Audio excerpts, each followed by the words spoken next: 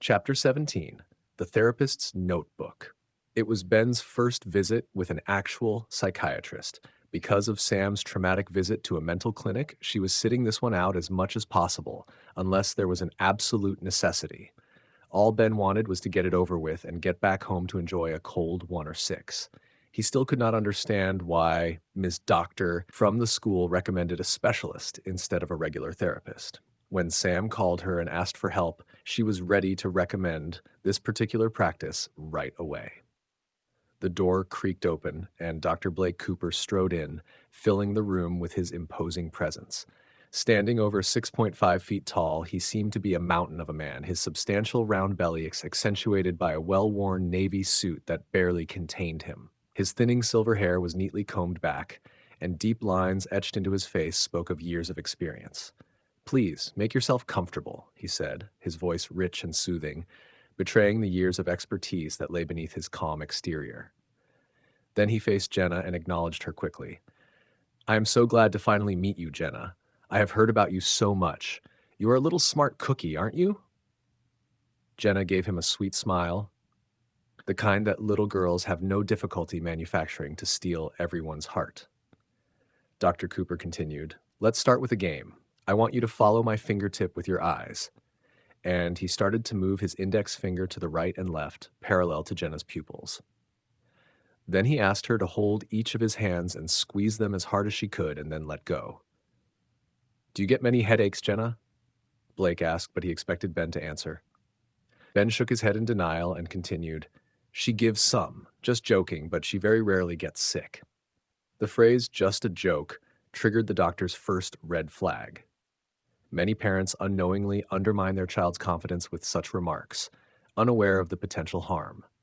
Dr. Cooper had a discreet system for noting his observations, using coded language that only he could decipher. Abusive parents, often skilled at deception, can easily conceal their harmful behavior. The doctor knew that subtle Freudian slips might be his only clue to uncover the truth. Blake got up and kneeled in front of Jenna. "Okay, Jenna, now we need to play another game with you. While your daddy and I are having a little chat, my friend will take you to another room to start another game. Is it okay with you?" Jenna did not seem very confident about the offer. She made quick eye contact with her father, looking for rescue. Ben just nodded. Blake picked up his phone and dialed a number. "Hey, Pip, we are ready." As Pip walked in, her radiant smile and soothing voice instantly created a sense of calm. She engaged with the children effortlessly, her playful demeanor and genuine curiosity making them feel immediately at ease. It was clear that, in addition to her excellent training, she possessed a rare gift for connecting with them on a deeper level. When the door was closed behind them, Blake explained, "Pip will be running some cognitive tests in the next room. It is standard procedure, and we can have some catching up together in the meantime." Ben explained, "Sam got stuck at work at the last minute, and we decided not to postpone this meeting under any circumstances. Since this is only a catching up session, I guess my presence will be sufficient. I am sure Sam will be available in the next session, if there is any." Blake shuffled through the papers on his desk, finally pulling out a pink folder from the stack. He didn't come across as the most organized person. Opening the folder, he met Ben's eyes with a reassuring look.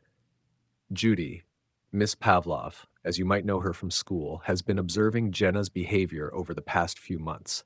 She's provided us with insights into Jenna's body language, interactions with other kids, her drawings, and some incidents at school. That's why you're meeting with me today, instead of a psychologist. Pip, who is one of the best child psychologists on our team, will be involved as well. Judy's observations have given us a good starting point." Ben's feelings crystallized into a mix of embarrassment and outrage.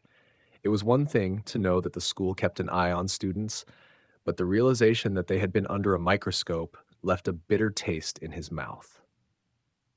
"We've been trying our best to find the reason. We got her a full-time sitter who's like an older sister to her. We control her diet, what media she is exposed to, and now we are thinking it might be her genetics. Is there any kind of test that could be done?"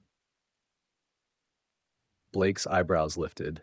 "Not an actual lab test, no, but many behaviors can indeed be hereditary. One area we examine closely is family history.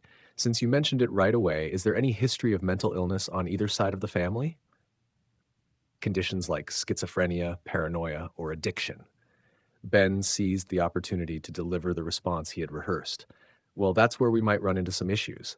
On my side, there's a cleanish history, nothing significant. We do have a couple of alcoholics and cases of depression, but who doesn't, right? And Sam's side is not very clear, Ben clarified. Sam isn't Jenna's biological mother. Her reproductive system was partially removed due to an illness when she was younger. Having kids wasn't my priority, but she wanted to be a mother, so we got an egg donor and surrogate. Technically, Jenna has 3 mothers. Only you, me, and the doctors involved know about this, he added with a touch of pride.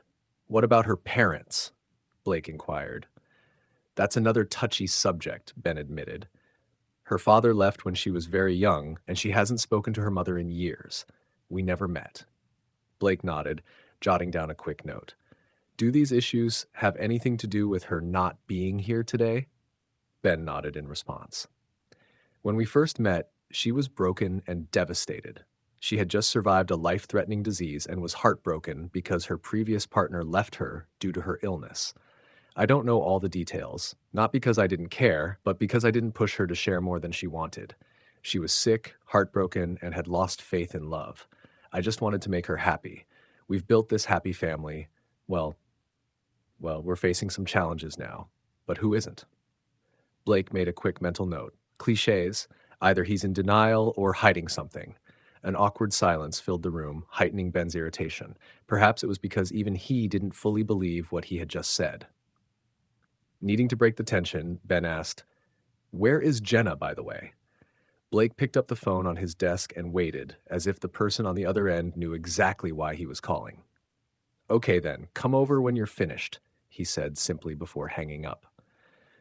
There are a few standard tests, Blake explained. IQ, emotional and behavioral scales, neuropsychological assessments, developmental and achievement tests, and some role-playing games to see if they're scared of anything or hiding something based on their body language.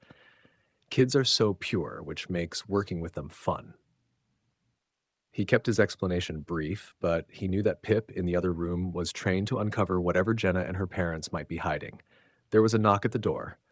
Pip and Jenna, hand in hand, walked in like they had the best time of their lives.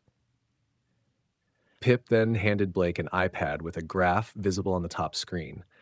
The session concluded, another appointment was scheduled for 2 weeks later.